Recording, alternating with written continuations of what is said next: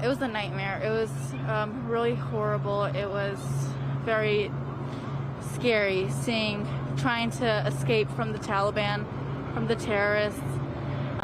We got the news and they just told us to get out of our house. So we just put on some clothes and ran and came to the airport. That was Sarah Frotan. She's only 14 years old. She was just evacuated from Kabul as a U.S. citizen and the daughter of an interpreter. Joining me now is someone who's working as a volunteer translator for refugees coming into the U.S. Fauzi Afshari, we appreciate you being here today. The girl we just heard from is a U.S. citizen. She speaks English. This process for her, she says, was a nightmare. What about for people who don't have that level of permission that she has, people who don't speak English? What does this process look like for them? Thank you, and thank you for the opportunity. It is extremely chaotic. I am in touch with people inside Afghanistan for those that are not able to get away and like to get away. It is getting darker and darker. And for those who don't speak English, usually they have somebody in the family, but where I work, where I volunteered, I came across families that none of them spoke English, but they happened to make it to the airport. I'm sure everybody saw those chaotic videos. Yeah, those people came into the USA as well. It's not going to be easy for them.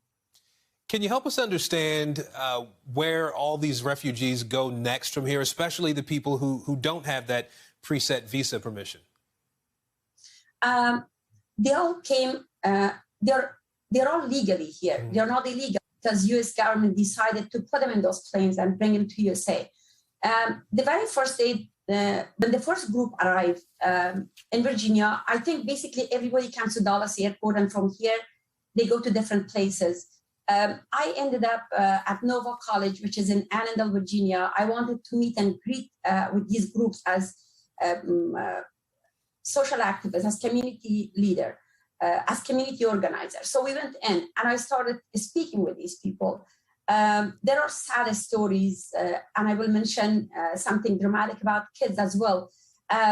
So since we really didn't know what's going on, our community came together and everybody brought food, clothes, toiletries, and we didn't know if they were going to be there for a night or two.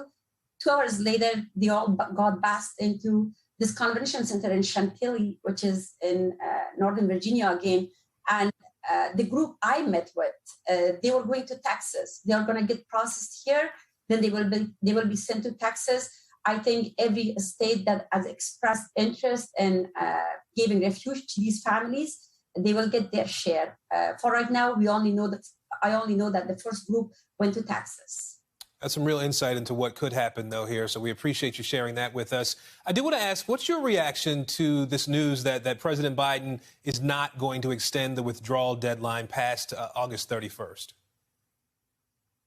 I don't think at this point President Biden has an option to extend or not extend. All the power has been given to Taliban. They are the decision makers at this point. They will make the decision. They have said no to this. Even if President Biden said yes, I don't think he has a choice. We are in a very bad place with all the decisions that were made without giving it too much thought. So I can't say what I think of his decision, because at this point, I don't think it's his decision. Well, we appreciate you sharing your perspective, and I know the folks that you're helping there in Northern Virginia are appreciative, too, of the work you're doing. Fauzi Afshari, we appreciate your time. Thanks.